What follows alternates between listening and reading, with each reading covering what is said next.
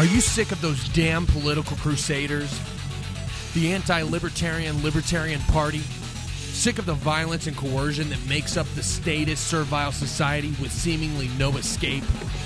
Are you looking for real, practical solutions to increase your personal freedom and your invulnerability to coercion? If so, kick off your shoes, come inside the polyethylene A-tent, and let's talk Vonu. Join your hosts, Shane and Kyle, as they further explore this freedom strategy.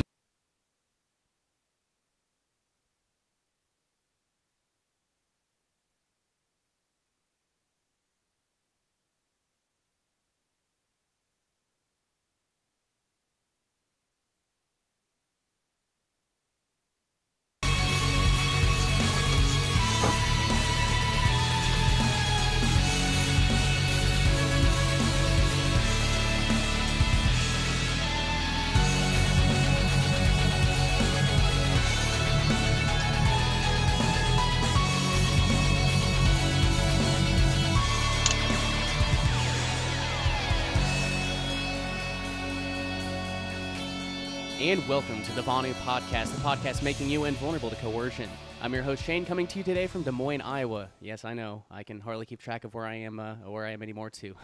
So this podcast, everything found on the website, is covered by BIPCOT's no government license.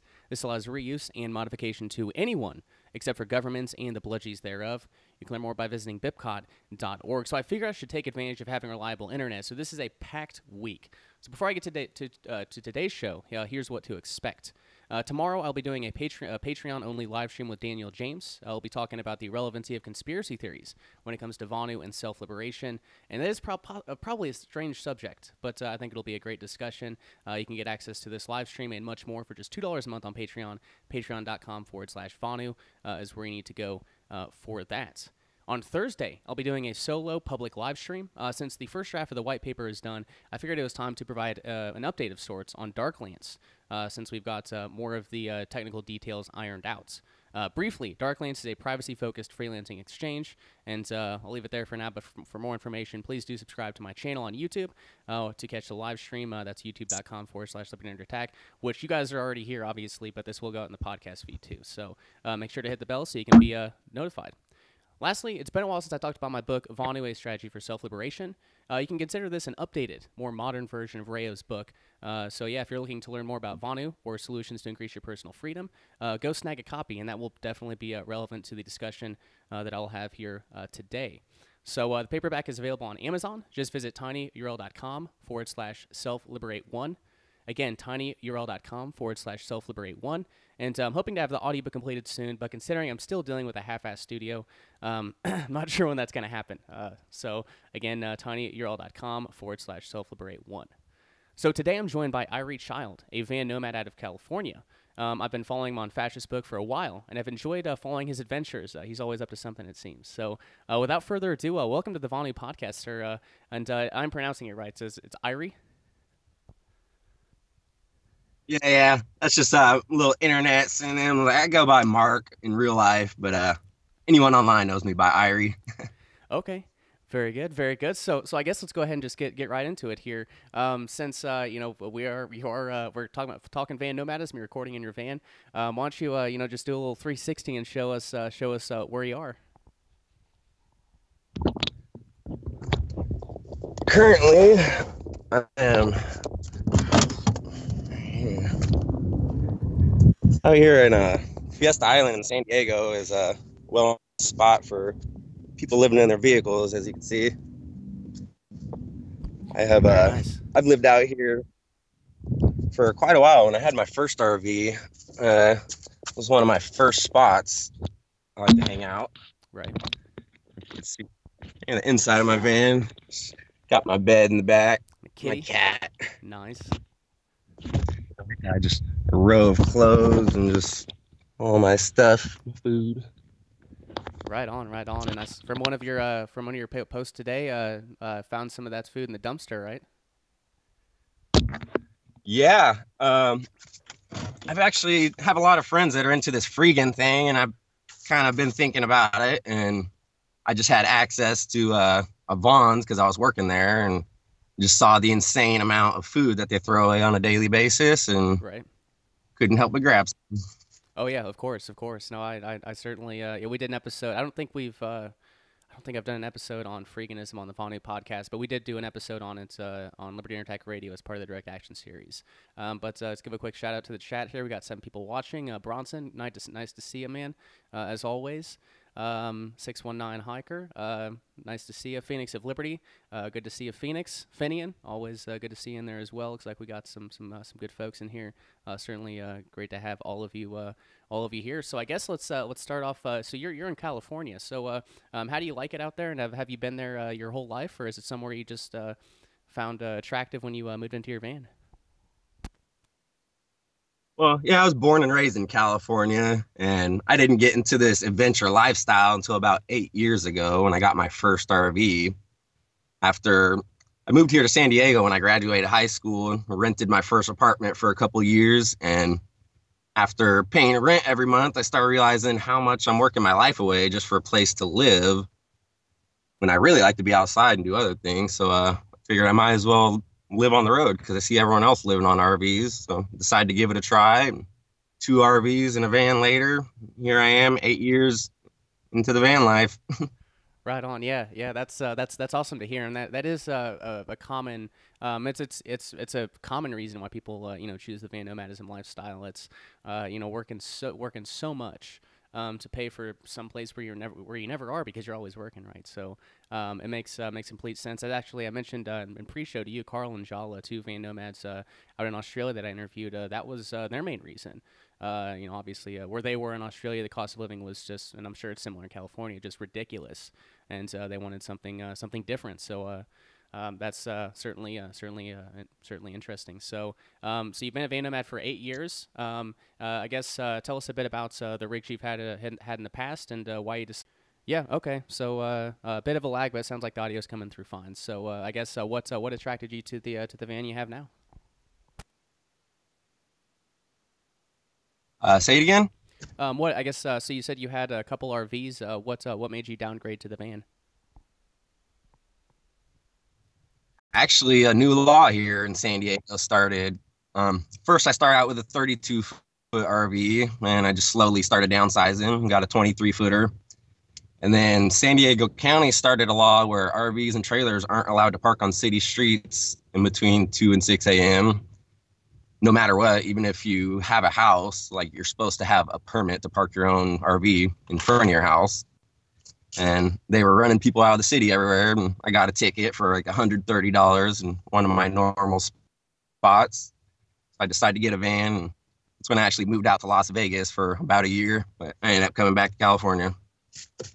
Understood. So it was the local ordinances then. And it seems like the trend is kind of the trend is to crack down more on this stuff. Like I know Walmart used to be a really hot spot for van nomads, but local ordinances are kind of saying can't sleep in your car now. So got to find other alternatives, or there's still some folks in the van nomad groups on Facebook that you can get away with camping there. For a night or two, but any longer than that, and you're probably going to face, you might face some harassment. It's probably, I obviously don't know the likelihood of that, but I guess tell us a bit about your van now. Yeah. Go ahead. I was just going to say, after this past year where I decided to take off from San Diego and go all the way up to the Olympic Peninsula in Washington and come back down as part of my whole West Coast trip, I found out that cities all over, cops and random people were knocking on my van just because it's kind of obvious someone lives in it, and you can't camp in cities and people are nosy. So my next step, I'm going to buy a U-Haul style box truck and convert the inside into my own little off-grid mini home and keep the outside looking like a stock commercial vehicle to stay under the radar of authorities and nosy people. Right. Yeah, and I do apologize, guys. I just checked I checked OBS again. Looks like there's quite a few drop frames for some odd reason. It's not my internet connection here. I just did a speed test before we started. But yeah, I guess just to check, is the audio is coming through fine? Is it just the video lagging? If you guys could let me know that, we'll go ahead and get back to it. Just making sure you guys can hear us, because that's the most important thing. But yeah, so I guess you've been living on the road how have you taken care of? I mean, this is the most common question when it comes to van nomadism. Is well, how do you keep up with your hygiene? Do you go to Planet Fitness like everyone else? Do you just jump in the ocean? Well, how do you take care of that? So I actually got a gym membership solely just for the showers because they're nationwide, and I actually have a solar shower that I built and mounted on top of my van, which it's nice to use out at places like this or when I'm out camping when there's no access, but I'm not trying to shower on the side of the road. So I got a gym membership specifically just for showers. Oh yeah, yep. That's the common thing. That is certainly the common and easiest thing. I know some folks, at least I'll mention Carl and Jolly again. They've got a big Sprinter van, and they're able to put a shower in there. And I know there's quite a few alternatives there. Okay. Says stream complete. This ain't good. Well, of course, stream issues. Stream resumed. Okay, so I guess we're dealing with some issues here, but we'll continue rolling with it. I'll just start recording on my end, and hopefully at least release it as a video if there's issues. But anyway, yeah. So the most common thing is a gym membership, but there are ways to build that into your van if you've got a big enough one. Do you plan on? I guess we can go ahead and talk about this too. You're planning on a little bit of an upgrade. Are you planning on putting a shower in your new box truck? Oh yeah, definitely. I'm gonna have a solar heated shower, and I'm gonna have it where it also heats off of propane. So when I'm out in the snow and cold areas. Sure. Luckily, like places like here in San Diego and beach communities, there's public bathrooms everywhere with showers inside. Sure. That's another thing that I like to use. Right. Yeah, and Finian, so Planet Fitness, I think it's not their base membership, but like the $20 a month one. You can use, I think a $10 a month is local and $20 a month is any Planet Fitness wherever the hell you are. So it's certainly a very nice feature. Yep. And yeah, some of them are open. I don't think all of them are open 24/7, but I'm pretty sure some of them are. So I think it just go up in the back because I'm going to use that for a lot of transportation instead of driving the box truck around every place. Sure. Like when I used to live out here, Fiesta Island, with my first RV, I had a motorcycle on the back, and I would never even move the RV. I would just take my motorcycle to work and come back at the end of the day. The only time I would have to move is to go get propane or empty my sewage tanks. And that's another thing I want to do. I'm going to do a compost style toilet on my new RV to avoid having a black water tank underneath, so I don't have to find a proper place to dump sewage all the time. So I don't know if you've heard of those where it separates the urine and the poop so it doesn't create a septic environment, and you dump the pee out separately, and the poop you mix with peat moss and other things that dry out. And after a couple months, you just go throw it in the trash or go bury it somewhere. Right. Yeah, I'm definitely familiar with those. Apparently that's one of the biggest pieces of advice I see commonly on the van nomad fascist book groups is a composting toilet is huge. So very interesting. And I guess are you running right now off solar? And will that be something you'll add to your box truck as well? Oh yeah, solar is a must. I mean, that's all I've used for years for all my charging needs, charging my batteries and everything. I have some solar panels on top that I actually took off of my RV and put on here. I'll get an upgraded system once I get my RV. And I've actually thought about getting a little wind turbine also, because I never had issues here in San Diego because it's always sunny and it's always charging. But when I was up in the Pacific Northwest, there was a few times where I wouldn't see the sun for weeks and need some other form of power. Right. Yeah, that certainly makes sense. But yeah, that's certainly what I plan on doing with my van is solar. You gotta have it. I also thought about Jason Booth and I don't remember if we talked about this in a podcast or not, but there are some folks who have when they're stopped, they'll put depending on where they are, if they frequent an area that has high wind, they'll have a little wind turbine that they put on the back of their off their vehicle or something. There's a lot of possibilities. I mean, as we've said so many times before, the only limit is your imagination and creativity. So very good. So I guess go ahead. So I've seen another power unit where I thought about building my own because it's a pretty simple idea. It's a little generator with a fan, and you actually anchor it in the middle of a river, and it's a turbine of sort, and you can also use it as wind power. But I'm thinking about starting one of those too, because I just need multiple forms of energy when I'm up in the Pacific Northwest in areas where I'm not seeing sun for a while. Right. And when I build my RV, I'm gonna have lined in solar panels, and I'm also gonna have big windows above it. Like right above my bed, I'll have a giant window so I can sleep under the stars, open it up, and have open air if I'm out camping. And that's where all my light's going to come in, essentially. I don't think I want to have windows on the side of the vehicle yet because I don't want it to be an obvious dwelling place. Right. Yeah. Yeah. Certainly. The more I guess the more gray man you can have your vehicle, the better. So yeah, an RV, someone's living in there. A van in California, it's probably a pretty safe assumption that if they're have a van on the beach, they're probably living in it. But if you have just a commercial vehicle, then you can definitely blend in a lot better. So I guess on that note, have you ever had any issues with bludgies cops there in California? Have you gotten any tickets for parking places overnight, or have they run you off of any locations? Yeah, a couple of years ago when San Diego first started this law where RVs and trailers aren't allowed to park on city streets overnight, they were running people out everywhere. And I left town for a while. Now that I'm back, I've heard that there were some court orders where the cops are supposed to stand down on all the tickets they've been giving everyone. They've realized that's not the proper way to handle this. But most of the time, nice and just whatever. They just tell me to move along. I mean, they'll run your name and stuff. So if you have any warrants or issues, they'll come knocking. Sure. Yeah, I can. I'm sure they will. Yeah, I'm sure they will. So taking a look back. Oh yeah, go ahead.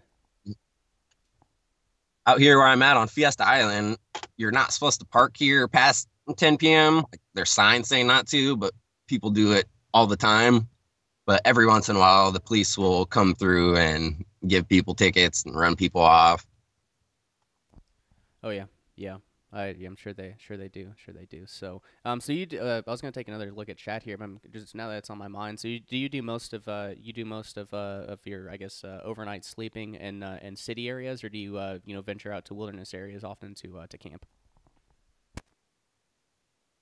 Well, when I'm in town, like now where I'm looking for work and stuff, I'm always in the city. And one of my main things, I use Google Maps, the satellite image, to find a lot of my parking spots, so you can see like an actual picture of like the layout and the buildings and everything. And I can zoom into street view to make sure there aren't curbs painted and signs saying not to park there, and it looks like a good spot to park away from neighborhoods. And I like to park around a lot of like industrial areas, just because people are nosy and they see a van out in front of their house, and eventually they'll call the cops. Sure. Even though I'm always really low key. I'm not out like walking around my van making noise and throwing crap out the window, but I still get attention. Sure. Yeah. I certainly understand that. So, looking back here on the chat, Fenian asked, "Do you pay taxes on the van?" He has a property tax here, there where he lives on his vehicles. So, do you have to pay a property tax on your van there in California? No, just insurance and registration. I bought the van cash, and my only real bills are insurance and registration. Gotcha. Okay. Understood. So, yeah, he says the property tax on a $20,000 Toyota 2013 van is $600 a year. Wow. Yeah, that's not good. Not good. Let's see here. What else do we have? He brings up the South Dakota thing, right? If you register your vehicle there, you avoid a lot of costs, right? Yeah. So that's we've talked about that in different episodes of TVP. That the South Dakota, it's very easy to get registration and such. It depends upon where you are and what vehicle, but I was looking like I think the last time I looked, and I wrote about it in my book, which you can pick up tinyurl.com/selfliberate1. But I think it's certainly a lot cheaper to do those things in South Dakota, because they need the revenue pretty badly. So yeah, that's certainly an option. Let me see here what else we've got. Yeah, if anyone brings up again, I think the Waze application would be handy for this too. I don't know. I'm not sure. I know that the only resources I really know, like iOverlander and free campsites. But have you ever used the Waze application to find places to camp? No, there's a website, freecampsites.net. I've used them Oh, quite a bit .net. going That's up it. and down Yeah, the yeah. coast. They show locations within the city that are safe for van dwell or just anyone living in their vehicle to park, and they also have a lot of locations out in the wilderness. It's a user-based thing. Gotcha. Gotcha. Okay. Yeah, because that's yeah with my because that's what I'm gonna do out in Denver. I'm not gonna have a van, but I'll be tent camping. Um, I'll be just tent camping around Denver. And yeah, there's so many places on both iOverlander and free campsites. But if you are planning on doing this, and I know there's a couple of van nomads or future, aspiring van nomads listening, check both of them because there are some on free campsites that are not on iOverlander. So just a little piece of advice there. So um, I guess yeah. So where have you been traveling as? So you said you've been mostly in town, looking for work. I guess how do you make money on the road? Is it just temporary jobs, or can you talk a little bit about that? Yeah, there's multiple ways. Like being, I've met a lot of people, like as well as yourself, online, and over my last trip going up and down the coast, I've got to meet over a dozen people that I've known for years and finally met in person for the first time. So I make a lot of connections that way to get jobs. But when I was up in Oregon, I signed with this company called People Ready. It's a temp service where there's no background check, no drug screening and all that. So I just show up that day. They'll put you to work that day. You get paid at the end of the day, and I can take off to the next town. And now they work off of an app, so I could see all the jobs that are available in worldwide, where I could change the location on the app to see if there's jobs in the next town over before I go there. And what app is that? Can you say that again? Oh, wait, what was it? What application is that for finding the jobs? Well, the company, they're called People Ready. They used to be called Labor Ready. That's what most people Ah, know them for.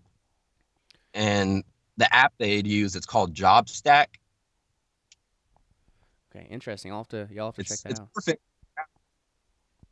It's a perfect thing for traveling, even though it's usually like minimum wage, kind of $13 an hour jobs.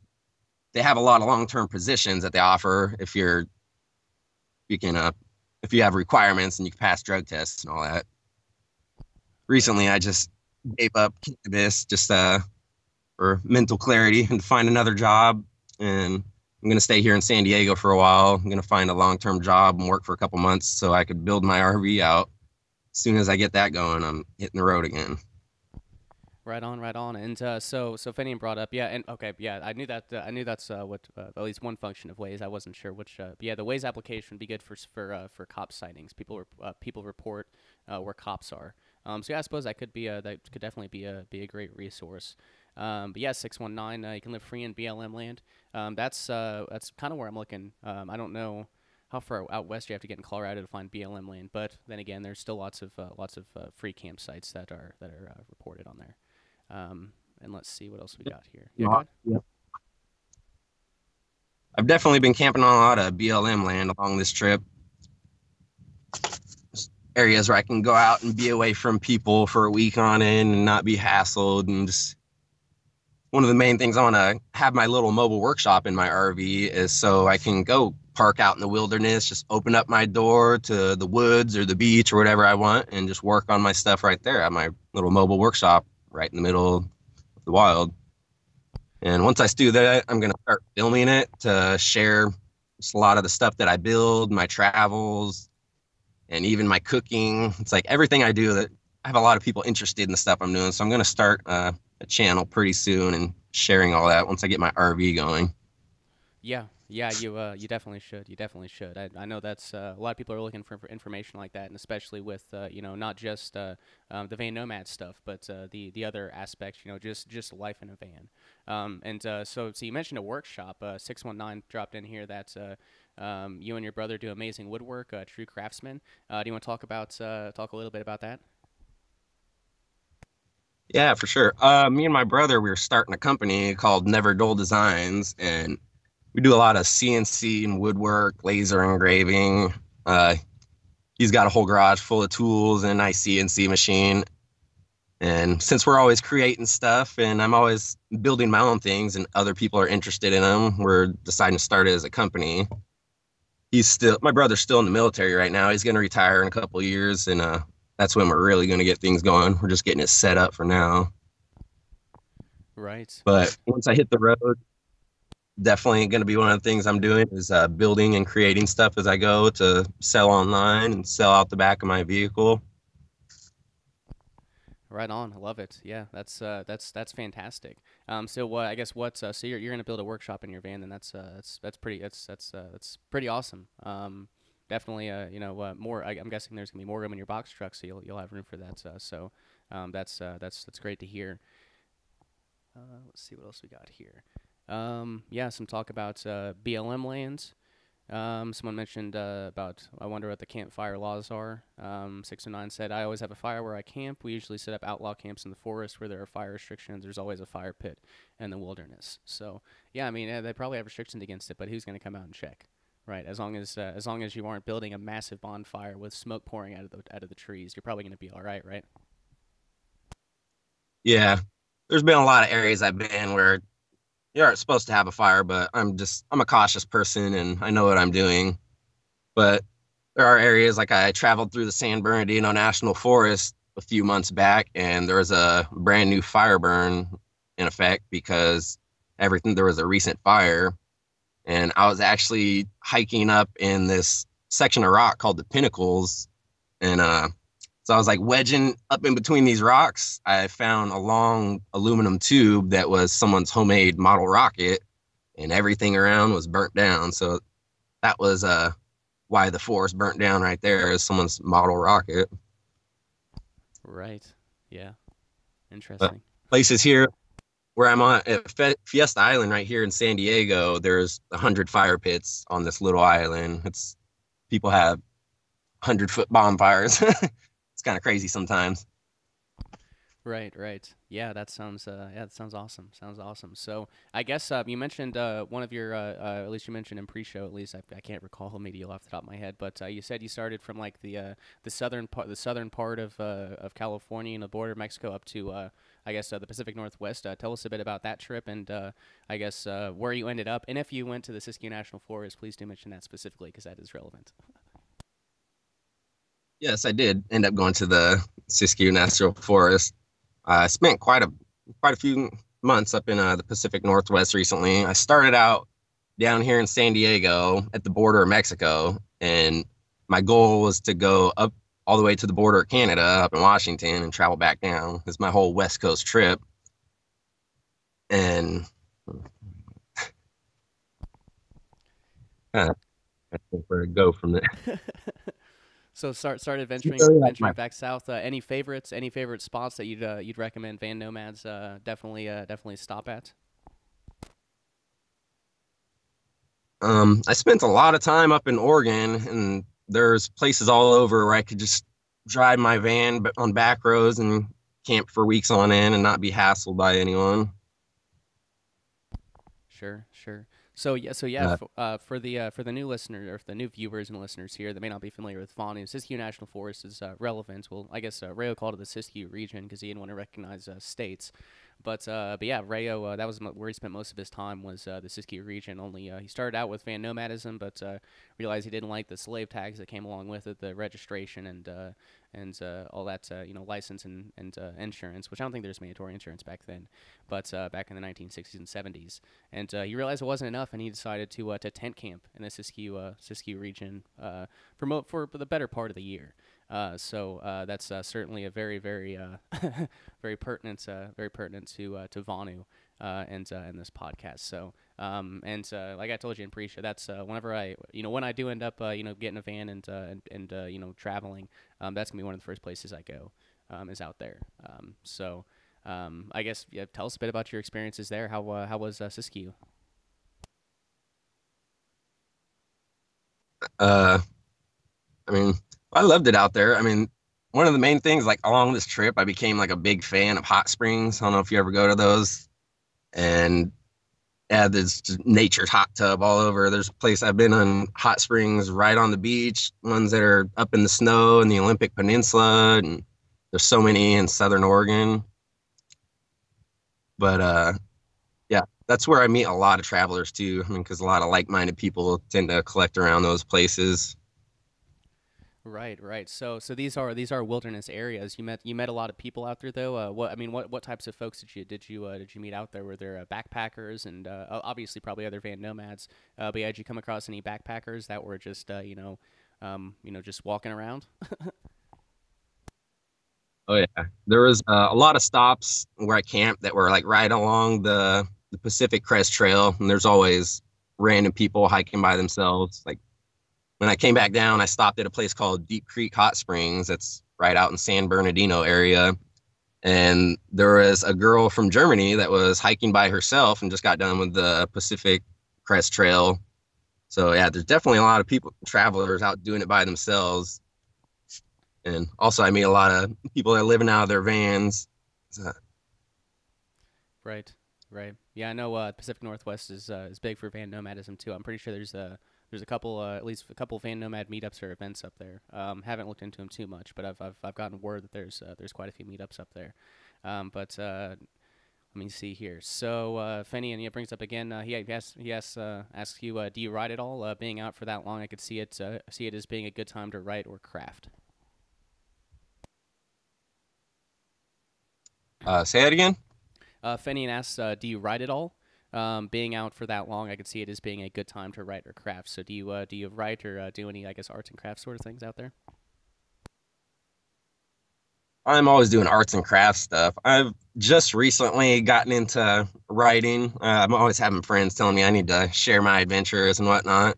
When I was in high school, I did a lot of writing and wrote in a few small books, like nothing special. But I definitely want to get back into it, and I'm starting a journal to log a lot of my trips and share some of my stories because I never really realized how interesting van life is to a lot of people until I started really posting out there on Facebook, and people really love it. I've actually talked a few people into living in the vans and met a ton of people there living on the road. As much as I don't like Facebook, it's a great connection tool because Yeah. Oh yeah, yeah, I'm right there with you. I've been meaning, like I've seen a lot of people I follow, get off of Facebook, and but it's so good for making connections, and like if I'm traveling around, meeting up with other anarchists, the best place to do that is through Facebook. So it's a tough cord it's a tough cord to cut, but yeah, right, yeah, you should definitely start writing, or yeah, definitely get back into that. I think it's yeah, great, being out there. I think I agree with Fenny, and great time to write and kind of do kind of that some of that more creative stuff. yeah, But this little drawer of my books right here.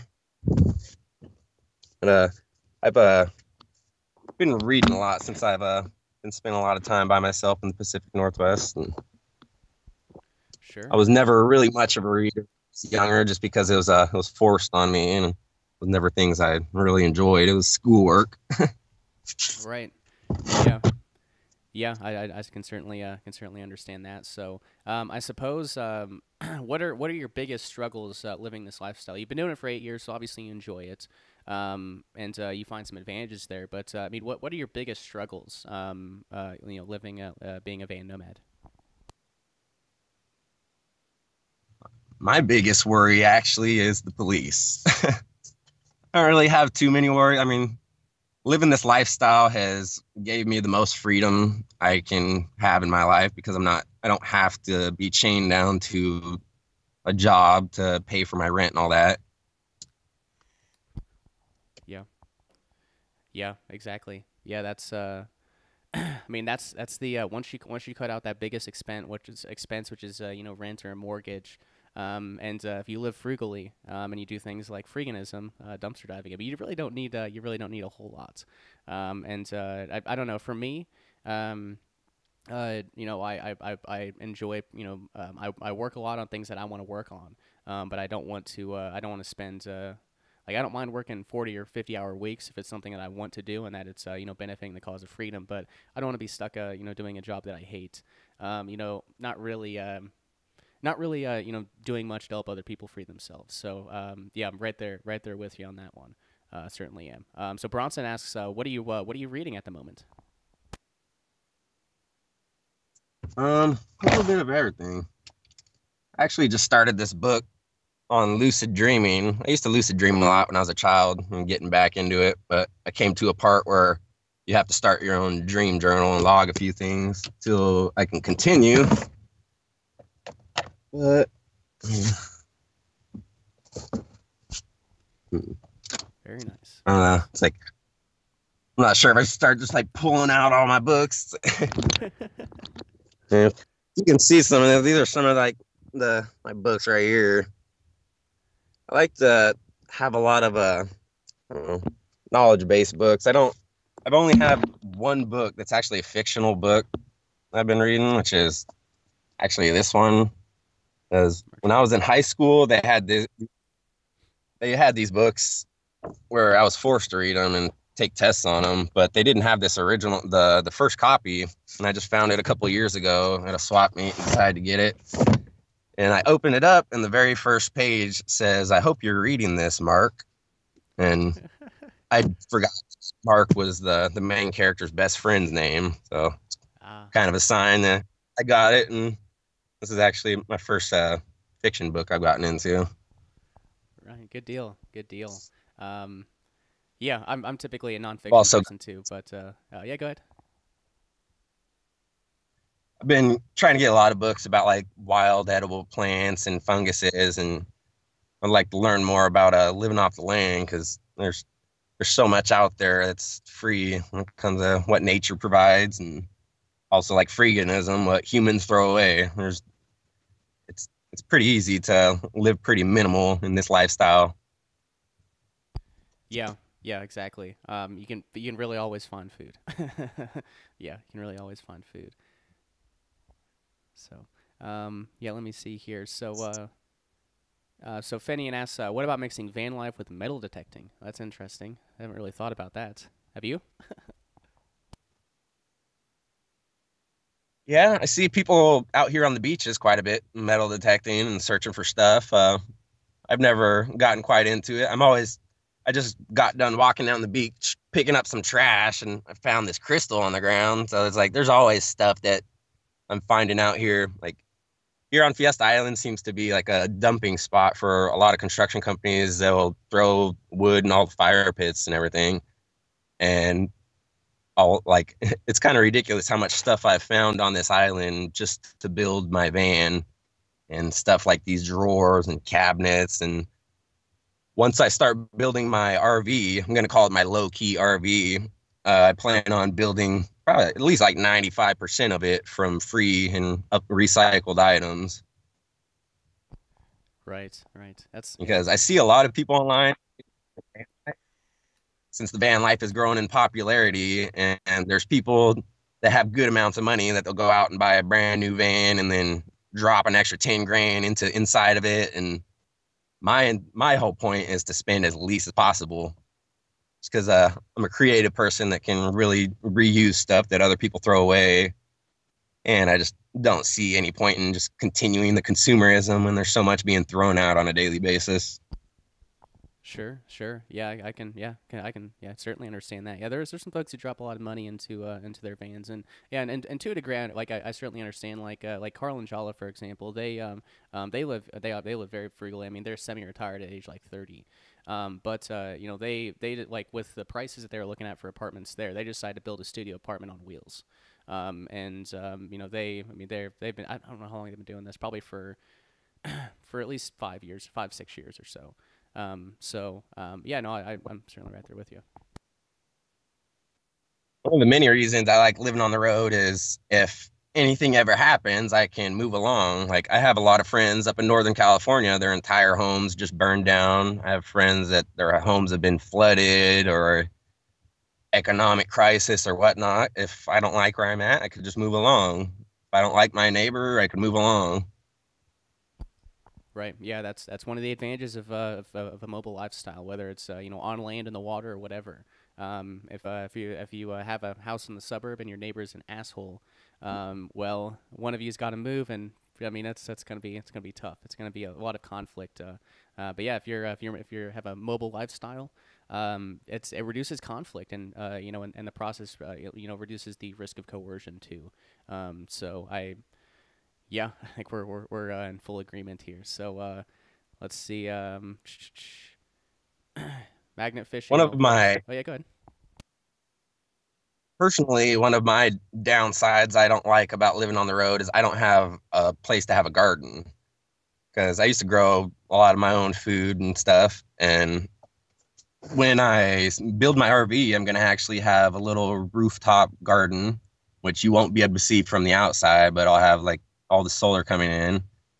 I have another friend here in San Diego that they live out of their RV, and they have a whole hydroponic system lined up on the windows inside of their van. And they have like a chicken coop down on the bottom that's part of their composting system. Yeah, that's Plan on awesome. doing something like that. Yeah, that's really cool. I saw a video come across Facebook a while back, and it was this person was just in their RV, and attached to the back, like on the trailer hitch, was just a cage with like 6 or 7 chickens in it. Now obviously those aren't going to be free range chickens, but at the same time, I mean, hey, yeah, it's self sufficiency and providing for yourself. So I think that's certainly great. There's like I just said a moment ago. I mean, it's the only limitations are your creativity. If you want, you can always, and that's what's great about van nomadism is building out your van, whatever you want in there. I mean, you can build it however you want to. So I think that's certainly fantastic. After purchasing 2 RVs, like pre-made RVs, I realized how much unusable space was in between drawers and cabinets, and how many things I just really didn't like the layout. So, and just being a creative person myself, that's why I want to get my own box truck, so it's just a big empty clean slate and I can make it exactly how I want it. Yeah. I plan on having a big queen size bed that's going to raise up to the roof, and it's going to come down on a rope system, so when I sleep at night, and then during the day I could put it up to the roof and still have the big open space in the back without like the bed taking up a big portion. Right, and it sounds like it'd be easier than I know a lot of van nomads do the bed that folds up into like a futon or a couch. Having to do that every day and make the bed would get annoying. So yeah, if you can just pull some ropes and raise the bed up, that seems like it'd be a lot less of a hassle every single day.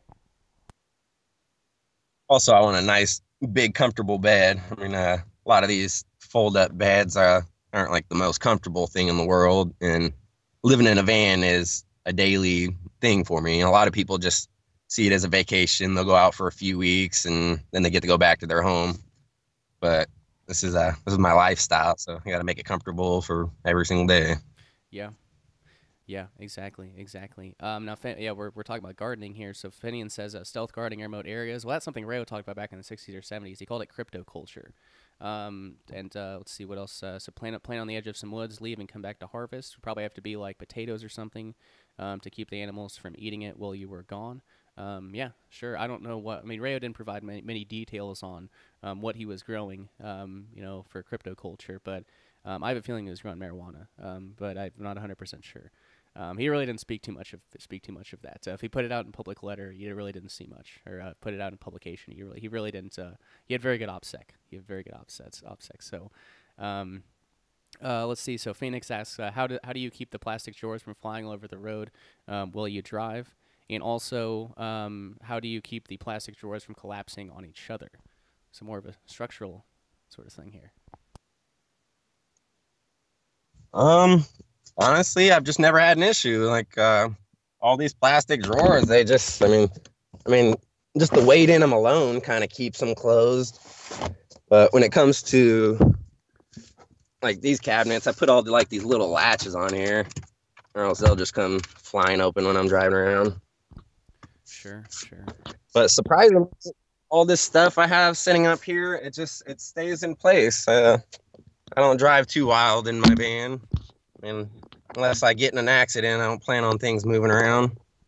Like when people get in the back of my van, I go driving down the highway, they're like looking around at everything, like, how does everything stay in place? Like, Am I gonna get crushed by one of these cabinets?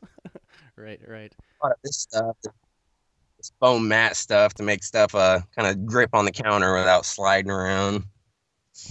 right, right. Very interesting. Very interesting. So,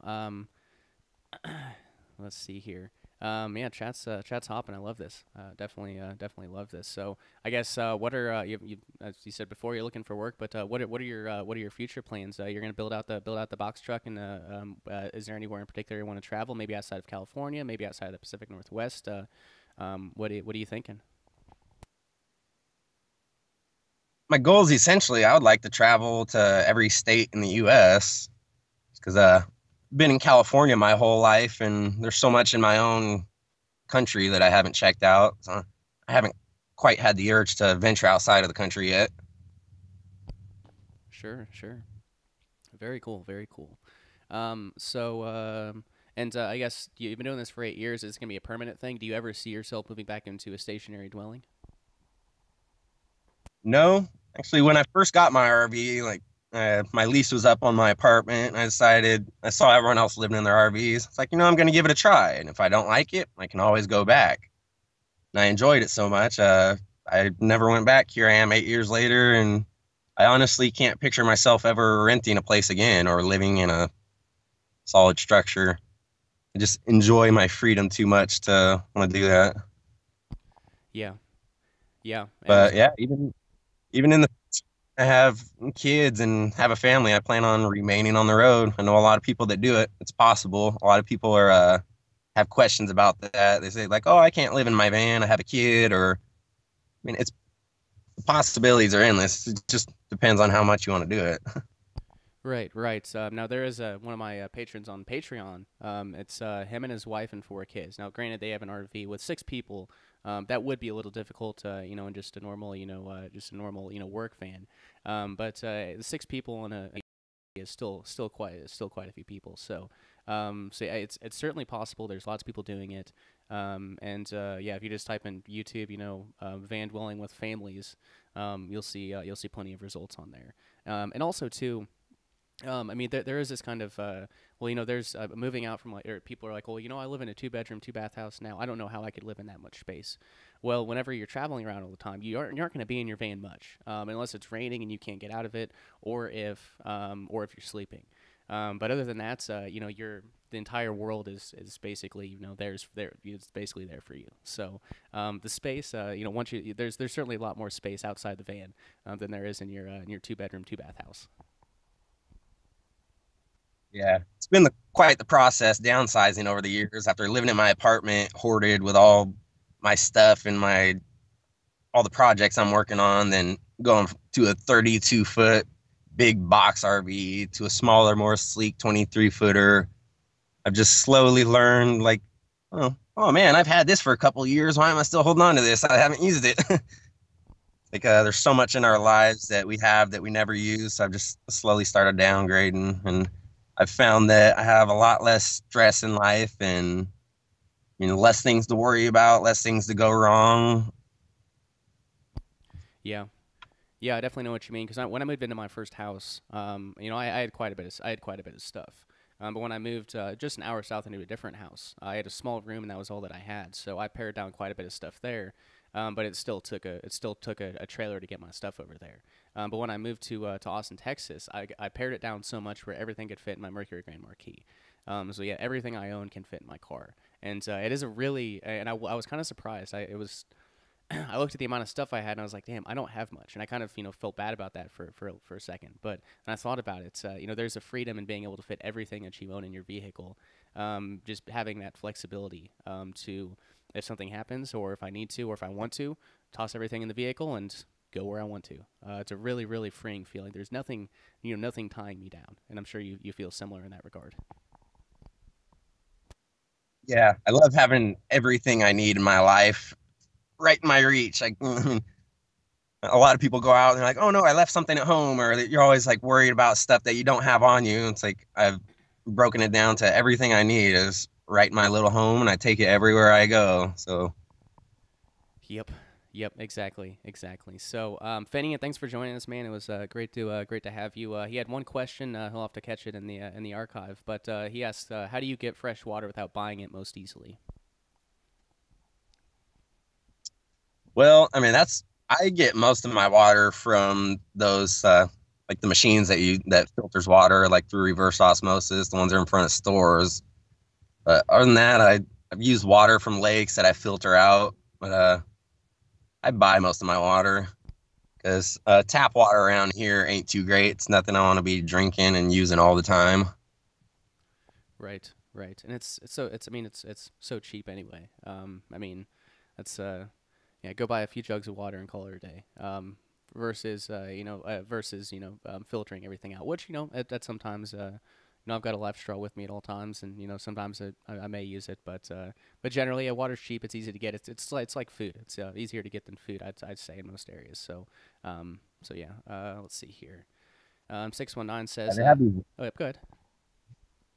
I was just gonna say they have these water filtration systems in front of pretty much every grocery store, everywhere I've been. So that's been my main source of water. Sure, sure. So 619 says, I know a few that sleep in the. Hold on, he's talking about. And bags of trash and everything all around their vehicle. And I came back months later, and the city put up new signs all around there saying no overnight parking. And the Walmart right there had new signs saying no overnight parking. One of the main issues with laws like this being created is because people, they create an eyesore where it's like, I understand, like, people don't want like this big old junky RV with a bunch of stuff on hanging off of it in front of their house. That's why I like to keep everything really low key. Yeah, very very stealthy. Yeah, and it's unfortunate. I mean, that's how it is with anything, right? I mean, there's those few that ruin it for everybody. Those people who don't have respect for, just I guess just basic respect, right? And that does I'm pretty sure for at least the Vayne nomads that I know of. I mean, it's kind of in that way, very respectful, very stealthy. Not just because, not just to, not for the benefit of others really, but just so you can stay stealthy and under the radar. But yeah, it's unfortunately it's kind of that perception that homeless perception, when really it's voluntary homelessness. It's for a reason. It's an alternative lifestyle. There's not really that divide when it comes to the servile society. It's just homeless. I guess everyone kind of gets grouped up in that. Fortunately, I was able to choose this lifestyle. I know a lot of people that are living in their vehicles and they don't want to be in their vehicles. It's stressful for them. But like a lot of people, I have them refer to my lifestyle as being homeless, and like that couldn't be any more further than the truth for me, because when I think of someone as being homeless, it's like you have an ultimate goal of getting back into a permanent structure. Where I chose this lifestyle, so I mean, would you call it home free? Like, this is my mobile home on wheels. Yeah, it's your van's your destination. It's not you aren't trying to get back to stationary living. Yeah, no, I'm right there with you, So, I guess it's been about an hour. Freezing a little bit. Yeah, you still hear me? Yeah. Okay, cool. All right, so I guess it's been about an hour, and I guess we'll go ahead and kind of begin to conclude. Now, something I asked to all Vayne nomads or people who come on here with alternative lifestyles, would you recommend this lifestyle to others, and has it increased your personal freedom drastically? Oh yeah. I mean, it's given me the ultimate freedom I could obtain in my life, as keep the grind. Right. Yeah. And First time I use Skype like this, so right. not on Wi-Fi at the moment. Understood. Yeah, and I don't know. It might be something with this stream too. My connection's pretty strong, but I don't know. Could be anything. Could just be Skype. But yeah, what I was saying was, I think can you hear me okay? Yeah. Okay, cool. So I think one of the biggest, at least what I perceive to be a hurdle from going from a stationary 40, 50, 60 hour a week, servile society lifestyle, to one of like Vayne nomadism, where it's really low cost of living and living frugally, is what do you do with all that time? And I think that's you know, what you're talking about, you know, having time to read, having time to write, having time to do all these things that you really didn't have time or the energy to after you get home from work. I mean, what do you want to sit down and read read a book, read a nonfiction book to try to, you know, better, you know, educate yourself, or are you just going to sit down and relax and watch TV? Well, we know what the general thing is, right? You know what the general tendencies are. So I think this lifestyle is good for a lot of reasons, but even just for personal development and growth, and I guess also just that freedom where your time is actually your own, and you can choose, you know, how to form your day. It's not I've got to get up at 7 a.m. I've got to be in at work at 8, and then I'll be busy doing that all day. It's, you know, I'll get up when I want to. Might go for just kind of, you know, play it by ear. What do I want to do? Just go with the flow and all that good stuff. So I think the van nomad lifestyle still is a fantastic solution. And even if someone's not, even if that's not someone's end goal, I think it's a great first lifestyle. You know, getting people out of the servile society and showing them that, you know, these free lifestyles, you know, a freer future is more realistic than you think. It's not that far out there. Yeah. I have a lot of people that get to live vicariously through my travels because they're stuck in the city, whether taking care of someone or having kids, or it's like it's hard to break free from the cycle once you're so used to it. So it was a learning process, time just getting used to the van life, and I would definitely suggest it to anyone because it's been the most liberating experience of my life when it comes to just freeing up my own time. I can do whatever I want. So after work a single day and coming home and just realizing how much of my life I'm wasting just to pay for a place to live when I would rather be outside in nature. Mm-hmm. Yeah, exactly. So Irie, I guess any other closing thoughts for the listeners? Is there anything you want to plug? I know you've got your little your business, and do you have a YouTube channel that you like to promote as well here? Do you got a name for it people can look out for? I actually haven't started my YouTube yet, but a little sticker from company. This is a company me and my brother are starting. Is Never Dull Designs. Very nice. Just 'cause I'm always building something. Like I just built this drum set recently, where the entire drum set fits inside of a suitcase. Oh gosh, it's also a backpack. I was gonna mention that. Yeah, I'm a drummer, and I was thinking about how I was going to you know, drum on the road, and I thought about just getting an electric, like a very very low, you know, very small, compact, like electronic drum set. But then I saw yours, and I was like, that's awesome. So, can you point the camera at that again? That's badass.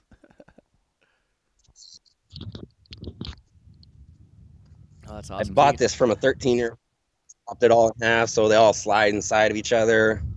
And I made it where there's some removable backpack straps that go in here. So at some point in the future, I'm going to be hiking up the mountain with a drum set on my back and going up to play my little solo. That's so awesome. It gets a lot of attention. Even being out here on the bay, people are just constantly walking up, like, because they hear it's like, is that an acoustic drum set that I hear? Like, that's awesome. Had djembes and bongos because they're pretty good for traveling. But recently, I just found out about this whole drum kit style. I decided to make my own. Yeah. If anyone wants to see, this right here is my solar shower right here. This pipe right here holds about 4 gallons, and this little fitting right here where I hook a compressor up to it. Okay. Get a little bit more power. My solar panels. Very nice. Very nice. I like it, man. I like it. You got you're all set. Very nice. So, yeah, I suppose any other closing thoughts for the listeners here, and I'll begin to close this out.